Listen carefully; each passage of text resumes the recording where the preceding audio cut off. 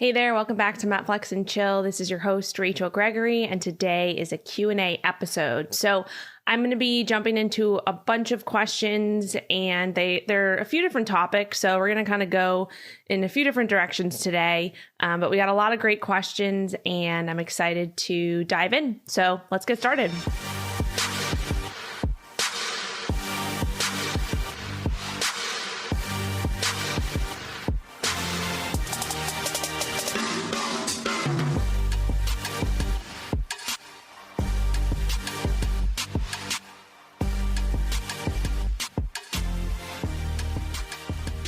Okay, first question today. I can't seem to find any information on how to lose body fat, but not gain any more muscle. I feel like this is not a common problem many people have because I can't seem to find the info I'm looking for. I do not want to gain any more muscle. I just want to cut body fat. Okay, so this is coming from a female, and I think that just in general, there's kind of a misinterpretation or misunderstanding out there that, especially for women, when we think that it's the muscle that's causing us to look big or bulky, the reality is it's not necessarily the muscle. It's not generally the muscle that's causing that. It's the body fat covering the muscle that is giving that bulky or bigger look. And this is just more so talking to the fact that it takes a lot of effort to build muscle. Like muscle just doesn't come out of nowhere, right? You have to be training consistently for years, like on end, to build a significant amount of muscle. You have to be eating adequate amount of calories, eating even in a slight surplus for a long period of time to build significant amounts of muscle. It doesn't just happen because, you're lifting a few days a week and whatever it may be. Like you actually have to actively spend a lot of time and a lot of effort to just put on even just a small amount of muscle. So I think it's more so the misunderstanding or misinterpretation of kind of what you're seeing. So like if you are looking in the mirror and you're like, I feel bigger or bulkier, and you're thinking that it's because of the muscle that you have, generally it's not. It's because of the body fat that's covering that muscle, right? So the only time that it might be the muscle that is causing a woman to look, bulky, quote unquote, bulky or bigger. It's if it's a woman who has been training for years, 10 years plus to put on muscle. They've been eating in a surplus. Maybe they're a bodybuilder, competitive bodybuilder, or whatever it may be. Or if they're taking like performance enhancement drugs, so steroids, that would be the only time that I would say that, having a ton of muscle is what's actually causing the bulky or the bigger look, but that's not the majority of us. Like I said, it takes a lot of effort to put on even a small amount of muscle, right? So if you're looking to not gain any more muscle and you just want to cut the body fat, the biggest thing that you need to focus on is your diet and getting into a calorie deficit for a long enough period of time to lose that body fat, right? You have to be in a calorie deficit to lose body fat. And that is going to primarily come from your nutrition, right? So when that should be the main focus, right? For anybody who's looking to lose body fat. But also the thing is with that is that even if you are, thinking that you want to lose body fat and you don't want to gain any more muscle, I would definitely not just stop lifting or stop training, because you want to make sure that you are resistance training to some degree while you're in a calorie deficit, because even if you don't necessarily want to build more muscle, I can assure you that it's very, very unlikely that you're going to build a significant amount of muscle. Almost impossible to build, a significant amount of muscle when you're in a calorie deficit, right? For anybody. So when your main focus is to lose the extra body fat, you have to be in a calorie deficit. So you have to get into that calorie deficit for an extended period of time. And you should still be resistance training. And it's probably something that you absolutely want to continue to do, because when you're lifting weights, when you're resistance training, especially in a dieting phase or in a deficit, you're sending a signal to your body that says, hey, I'm using my muscle tissue. Like I'm using these muscles to lift this weight. So I want to hold on to that muscle, right? And this is especially important in a deficit, because when you're in a calorie deficit and you're looking to lose body fat, like you want to lose that body fat. You don't want to lose muscle. So that's the biggest thing to realize, is that even if you feel like, you know, you want to lose the body fat, you don't want to put any more muscle, you should still be resistance training, because if you're not, and you go into a calorie deficit, then you're more likely to lose the weight that you're more likely to lose is going to come from muscle and body fat. And, you know, we don't want that. We don't want you losing muscle. Muscle is, you know, what gives you the shape that you want. It's what keeps you healthy. In a calorie deficit, you don't want to be losing muscle. You want to be losing body fat. So if you aren't resistance training, then you're not sending that signal to your body that says, hey, I'm actually using this muscle for something. And that's where, you know, a lot of people get, you know, the issue of focusing so much on cardio and, you know, being in a deficit versus focus on being in a deficit and resistance training. You have to resistance train to hold on to that muscle. And then obviously get enough protein as well. That's super important to make sure that you're holding on to that muscle. So I would say, you know, overall to kind of answer this question and move you in the right direction, the biggest focus is going to be focusing on your nutrition and focusing on getting into a calorie deficit, right, for an extended period of time so that you can lose that body fat, eating enough protein, right? All the things that we need to be doing, eating enough protein, resistance training, you know, a few days a week, maybe 2 to 3 times a week, moving more, right? Getting a little bit more movement in, maybe more walking, things like that. And maybe you need to add in a little bit of cardio as well, as you get further into the deficit. But the biggest thing with this is just realize that you definitely want to still continue resistance training as you are going into a calorie deficit to lose the body fat, because you want to make sure that you're sending that signal to your body that says, hey, hold on to this muscle, but lose the body fat. That's what we want.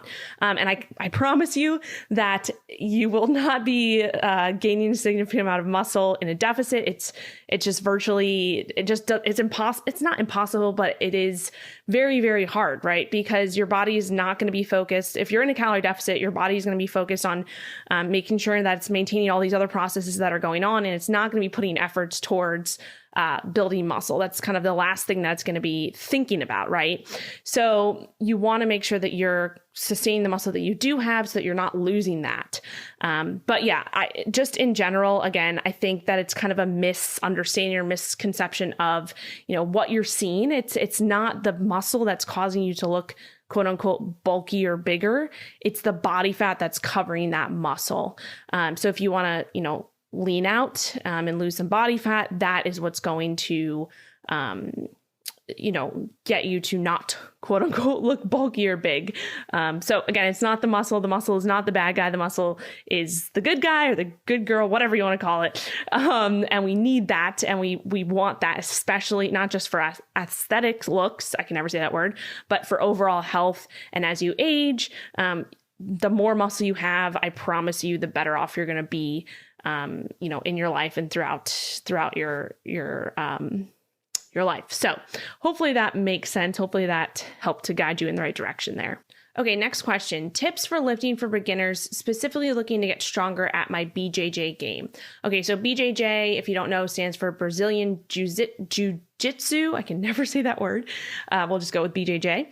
So I'm definitely not an expert in BJJ, but if your goal is to, you know, get stronger and build muscle and you want that to carry over to whatever competitive sport you're doing, the principles of strength training and training to build muscle stay the same, right? So as a beginner, the biggest keys to focus on as you get into your strength training would be the following. So the first one is doing enough, but not too much. So I would say between like 2 to 3 times per week max is probably where you want to be, especially if you're simultaneously training for another sport that is your main focus. You don't need to be lifting more than 2 to 3 times a week. Even as a beginner, if your main focus is just lifting and you don't even have another sport, even lifting more than 3 times per week, you definitely can, right? But the newer you are to lifting and training, the more gains you're actually going to get by doing kind of the minimal effective dose. And then as you begin to get more advanced, that's when we need to add more volume and maybe more days of lifting and things like that. But when you're just starting off, like, you actually want to do the minimal effective dose so that you don't so that you're not kind of burning out from the beginning, right? Like, you have such a long runway to go in terms of your lifting career. And if you're going, balls to the wall right off the bat, like then you're not going to have anywhere to go from there. So you want to do kind of the minimal effective dose and get the most out of it, right? So that would be number one, do enough, but not too much, especially if you're training for something else. 2-3 times per week is going to be more than enough there. So going into the next point, ensuring proper setup and execution for each exercise. So absolutely, taking the time to perform the exercises correctly with good form and technique, making sure that you have adequate range of motion throughout the movements that you're doing. These are all going to set you up for progressing over the long term and obviously avoiding injury. I think the biggest mistake that I've seen with beginners in terms of lifting is kind of just going through the motions of the movements and just adding weight. And the form starts to break down, technique starts to break down, and you're just basically setting yourself up to make things a lot harder down the line. So as you're getting into training, if you are, like you said, a beginner, you're new, having a coach to help guide you through that, even if it's, for example, like I'm an online coach and I work with a lot of clients, some who are completely new to lifting. And, obviously, even though I'm online, I'm not there with them in person, they send me form videos, they ask questions, I give them feedback. That is the way that I help them kind of with their execution and their setup through, videos and things like that. So you can absolutely work with an online coach to help you through that, or you can work with someone in person, whatever you prefer. But the biggest thing here is ensuring that you are setting yourself up for success over the long term in terms of making sure that you are, executing the movements properly, getting the most out of them, right? So making sure you have adequate range of motion, making sure that you are setting up for your own personal biomechanics for the specific movements you're doing. And so that would be the second thing that I would make sure that you're focusing on as you're getting into lifting. The third thing that I would make sure that you're doing is just making sure that you are, focusing on the 5 foundational movement patterns, right? So a lot of people are, kind of wonder, okay, how do I set up a program? What should I be doing each week? So the biggest thing here is as long as you're hitting the 5 foundational movement patterns throughout your week, especially even if you're only training 2 times a week, making sure that you're hitting these, within those 2 sessions. It doesn't have to be all 5 of them in one session, but throughout, over the course of those 2 sessions per week, making sure that you're hitting these 5 foundational movement patterns to some degree is going to be important to make sure that you have a well-rounded program, right? So I'm just going to go through these really quickly. I did do a podcast a few weeks ago where I dove into these in pretty great detail. So I will link that in the show notes. But the 5 foundation movements are going to be sorry, I need to take a sip of water for a second. Okay, the 5 foundational movement patterns are going to be knee dominant, so focusing on knee flexion extension. So these are going to be, your squats, your lunges, your leg presses, where the main focus is going to be on that knee flexion. So more so a quad focus there, right? So when we're talking about knee flexion, it's going to be focused on stimulating your quads to the greatest degree possible. The second foundational movement pattern would be a hip dominant or a hip hinge, where we're focusing on hip flexion and extension. So these are going to be mostly your deadlift variations, glute ham raises, glute dominant lunges or leg presses. So you're, shifting the positioning of your feet to focus more so on that hip flexion and extension versus the knee flexion and extension, right? And then also obviously hip thrusts and bridge variations are going to be more of those hip dominant movements as well. So that would be number 2. Number 3 is going to be your push, horizontal and vertical push movements. So in your upper body, when I'm talking about upper body movements, we have our push and our pull.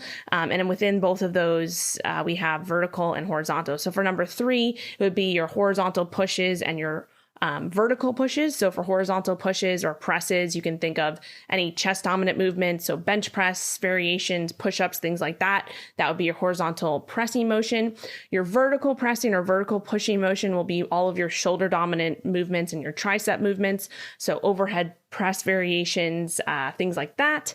So that would be number 3. Number 4 is going to be your pulling movements. So your upper body pulling movements, both horizontal and vertical. Horizontal pulling movements are going to be, your rows. So any barbell rows, dumbbell rows, T-bell rows, machine rows, that would be your horizontal pulling movements. And then for vertical pulling movements, it's going to be those vertical pulls. So lat pull downs, any variation of that, or any variation of pull-ups. And then number 5 is going to be core or spinal movements. So thinking of core movements, not just the like ab training, but more so thinking of all the different things that your core does. So flexion, anti-movement exercises like anti-rotation, anti-extension, anti-lateral flexion, those are all core movements. So getting a good variation of those into your training, not necessarily every single week, in terms of hitting every single one of those movements, but just a variation throughout your training, over the course of a month or whatever it may be. So those would be the 5 foundation movement patterns that I would focus on. And with those core movements, I actually did record a full episode talking all about the core. It's called, it's episode 32, Building an Anti-Fragile Core. If you want to check that out, I'll link that in the show notes as well. And then the last tip, these aren't exhaustive. This is an exhaustive list, but just kind of the top things that I thought of. The last one is, don't switch things up so often, right? So a lot of people get into, if you're new to lifting, it's exciting and you want to like try out all these different things and all these different movements. There's so many different exercises out there. But I would say, if your main goal is to get stronger at these movements and to progress over a period of time, stick with, the same movements for a long enough period of time that you can, get good at them and build the skill and build the strength that comes along with that, right? And then you can progress from there and start to include other movements as well. But, the biggest thing here is like, stop switching things up so often, right? You want to stick with things for weeks on end to make sure that you can build that skill, because it's going to take skill for especially movements like squats and deadlifts and things like that. There's a skill behind it and you have to build that skill. And then, you can continue to progress the strength and build muscle and all of that. But if you continue to switch things up too often, you're never going to be able to actually track the progressions that you're making. It's going to be hard to build that skill as well that you need, right? So those would be tips there. Again, I'm not a BJJ expert at all, but I do believe that if you are looking to get stronger outside of your competitive sport and to build some muscle outside of that, the principles stay the same, and getting enough training in, but not too much, making sure you're executing these movements properly, making sure that you are hitting those foundational movement patterns, and that you're sticking with things long enough to be able to progress and to build the skill is going to be super important. So I hope that helps. Okay, next question. What electrolyte adjustments do I need to make if I'm starting to incorporate more carbs? Okay, so first of all, this is going to be definitely individual depending on, what your electrolyte intake is currently, and then also, what your carb intake is currently and what you're adding in, like how many more carbs you're adding in, what you're taking out, where those carbs are coming from, right? So, but in general, the thing we need to realize here is that unless you're consuming a ton of like packaged foods or fast foods, I don't think you should be making huge adjustments to your electrolyte intake or your sodium intake. The only people who generally need to worry about having too much sodium in their diet are those that are consuming lots of packaged foods, lots of processed foods, fast foods, kind of your standard American diet that, comprises of like all the packaged foods and all that stuff. Unless you're doing that, like unless those carbs are coming from packaged processed foods, then I don't think you have much to worry about in terms of the adjustments to your electrolyte intake. If you're consuming whole foods, right? Especially if these carbs are coming from whole food sources like potatoes, rice, fruit, things like that, those things don't have any sodium in them. Potatoes don't have salt in them or sodium. Rice doesn't have salt or sodium. Fruit doesn't have salt or sodium. Maybe it has a little bit, but you add that to it, right? So if you're starting to incorporate carbs and they're coming from whole food sources, you actually want to continue to make sure that you're getting enough sodium and enough electrolytes, magnesium, potassium, all those things in your diet, because that is something that a lot of people actually make the mistake of, even if you like, if you're especially those actually who are following a higher carb diet, right? So if you are, maybe you're following a higher carb diet and you are focused on whole foods, right? Maybe like a paleo-ish style diet, but it's not low carb, right? The issue there is that a lot of people make the mistake of, going from more processed packaged foods to a more whole foods based diet. And even if it's not a low carb diet, they forget that they need to add back in the sodium and the electrolytes, mostly sodium, that they're missing from those packaged and processed foods. So that's something that I would just think about, right? If you're going to, like, if you've been low carb keto for a while, and we know that with a lower carb or a ketogenic diet, you definitely, need to make sure you're staying on top of your electrolytes, but you still need to do that even if you're going towards a higher carb diet, and especially if those are coming from whole foods, because that is important. That's important to stay on top of that, because we, in general, the more whole foods that you're consuming, the less packaged foods that you're consuming, the more so you need to focus on making sure that your electrolytes are in check, because you're not going to be getting any of that added sodium or salt. Unless you're going and incorporating tons of packaged and processed foods, then I would say, okay, maybe you need to kind of back off and readjust your electrolyte consumption in that sense. But in general, most people don't need to worry about that, especially if you're going from keto low carb, again, to incorporating whole food carbs.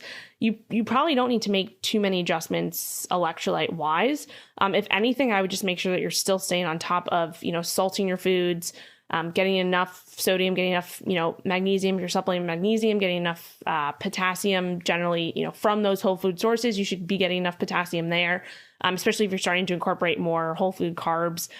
In that sense, they'll have, good amounts of potassium and things like that, that you might have been missing on the lower carb keto diet. So that would be my response to that. I think, there's just a big misconception around salt and sodium, and we've kind of been brainwashed over the years to fear sodium and fear salt. But really the issue there is, if you're consuming tons of packaged and processed and fast food, that's when you are consuming tons and tons and tons of sodium. If you're not consuming, maybe once in a while, if you do, that's fine. But if your diet is made mostly up of whole foods, then you don't have anything to worry about when it comes to sodium. If anything, you're not getting enough.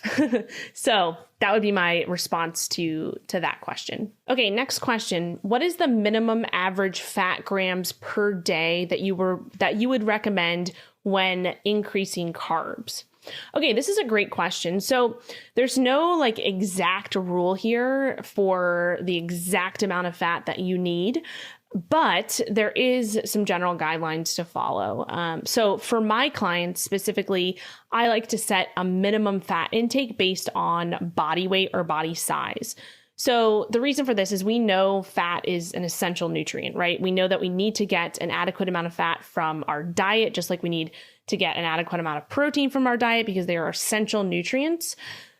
We need to make sure that we're consuming enough fat in adequate amounts to ensure that we are optimizing our hormones, right? Optimizing our hormonal health, making sure that our nervous system is functioning properly and adequately, and specifically also preventing fatty acid deficiency, right? So if we are not consuming enough fat sources, enough fat in our diet, healthy fat, things like coconut oil, olive oil, fats that are coming from, healthy places. So not like refined crappy fats like vegetable oil and seed oils and those things that are manufactured, right? We want to be focusing on the fats that are coming from the earth, right? So olive oil comes from olives, coconut oil comes from coconut, nut butters, nuts and seeds, those types of things are, avocados, those are where you want to focus on your fats, right?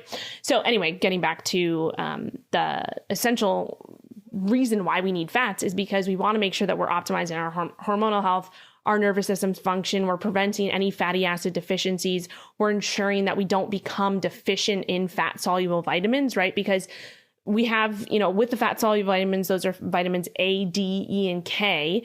And in order to absorb those vitamins from the foods that we're consuming, it needs to come along with some fat, right? So that's why they're called fat soluble vitamins. So we have fat soluble vitamins and water soluble vitamins. The water soluble vitamins are, vitamin C, your vitamin B's, things like that, versus your fat soluble vitamins are going to be vitamins A, D, E, and K.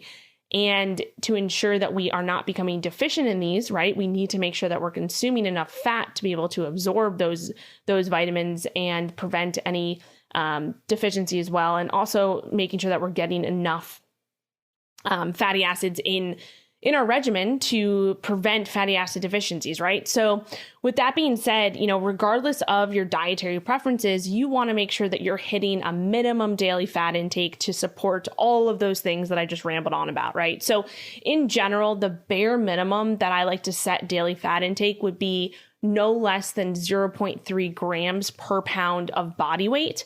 I try not to go below like 0.4 grams. I would say between 0.3 and 0.5 would be kind of like that minimum range for fat intake. But generally, like I said, closer to 0.4, 0.5. And then if we need to go down to 0.3, that's probably the bare minimum that I would recommend. So for example, if a person weighs, 150 pounds, they'll want to focus on consuming 150 times, or consuming a bare minimum of 150 times 0.3, because it's their body weight times that 0.3 grams per body weight. So for a 150 pound person, the bare minimum of fat intake recommendation would be 45 grams. If, we're talking about that 0.4 to 0.5, that would be 0.4 would be about 60 grams, 0.5 would be about 75 grams. So that would be, again, 0.3 grams per pound of body weight of fat daily would be my minimum recommendation. Again, this isn't an exact rule, and it can vary depending on the person, depending on specific goals at that specific time. So for example, if you're a female, especially if you're a petite female or a smaller female, you're in a fat loss phase and calories are low, you may dip below this for a few weeks, or even towards the end of your fat loss phase, or especially if you are someone who's like competing in a bodybuilding competition, you may dip below that 0.3 minimum. But you generally don't want to stay there for, or stay that low for a long period of time, because it is going to affect all of those things that I talked about. So again, long-winded answer is 0.3 grams per pound of body weight would be my bare minimum recommendation for most people when it comes to fat intake. You'll also hear some people say don't drop your fat to less than about 20% of your total calories, which I think is a good rule of thumb as well. But if you do want to get, a little bit more specific, I think setting a minimum intake based on body size is probably a good idea. Just to make sure that, you're covering all your bases in that regard. But, 20% of total calories is a good minimum there. And then 0.3 grams per pound of body weight would be bare minimum that I would recommend, for an individual. But moving more towards that 0.4 to 0.5 grams as your minimum is probably a better place to be, in general. Okay, so last question today. Trying to increase carb intake for the first time in a few years, how do I choose which types of carbs are best for me? So this is going to be, individualized, right? Again, everybody's different. I would say the best place to start is to just test and assess, right? So test out some different sources, see how you feel, see how your energy levels are, see how your performance is, how your digestion is, all of that. I would definitely choose, obviously, whole food carbs first and foremost. So focusing more so on incorporating some more vegetables and fruits and things like that. So maybe, in terms of vegetables, maybe some squash, potatoes, sweet potatoes, fruits, different types of fruits, even things like rice. White rice is very easily digestible. Those would be probably where I would start in terms of the carb sources. The more whole food, probably the better. The more colorful it is, probably the better. That's going to have more nutrients, all that jazz. That's in general. But especially if you haven't been consuming carbs, in a while, you said you're increasing carb intake for the first time in a few years. So your body, if you have been low carb or keto for an extended period of time and you haven't incorporated carbs in a long time, your body is definitely adjusted to that lower carb intake, and it's probably kind of down regulated some of the enzymes that you would use to break down and absorb the carbs, right? So you want to make sure that you are kind of gradually increasing your carbs in that sense, and again testing out different things and realizing that it might take a few weeks to get used to those carbs again. Your body is getting used to something that it hasn't had in a while, just like anything else. So it might take a week or two to adjust to that. So you might notice that you have maybe a little bit more bloating, or maybe you do have some digestive issues. So again, it's all going to come back to testing and assessing and realizing that it might take a little bit of time to adjust. But with that, there is different strategies and different things that you can do to gradually increase your carbs, and to also focus on the ones that, again, are going to be best for you as an individual. If you're interested I had a lot of questions today about carb intake and incorporating carbs after being low carb for a while or keto for a while. So lots of questions around that. So I will encourage you to check out my Keto for Women program if you're interested, and if you're looking for more guidance in this area. This is what that program is designed to do. It's to take, if you're a woman and you're looking to transition from a very, very strict keto approach to incorporating more carbs, to include different strategies into what you're doing. The Keto for Women program is all about transitioning you to becoming more metabolically flexible while still, incorporating keto, but to a degree where you're actually able to bring carbs back in and focus on some different strategies to help with that. And then also it's specifically geared towards if you are looking to lose body fat. I'm taking you through a 3-month program that is focused on that. But it's mostly, geared towards women who have been keto or low carb for a while. They're looking to bring carbs back into their diet. They're looking to increase that and find a way that they can do that in a way that has some strategy behind it, has some, different tools and techniques. So that's what that program is all about.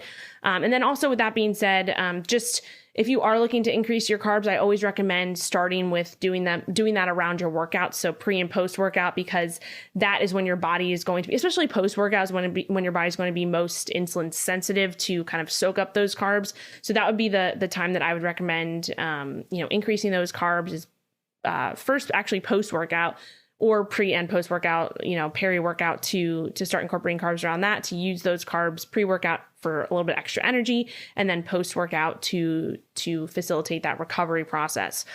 So that's where, like, timing wise, I would start to incorporate carbs around that time. And then also, usually, especially if you're coming from not consuming tons of carbs, try to always pair your carbs with a fat and or a protein source. This is in general, no matter where you're coming from. I always recommend that, because that's going to help to keep your blood sugar levels stable.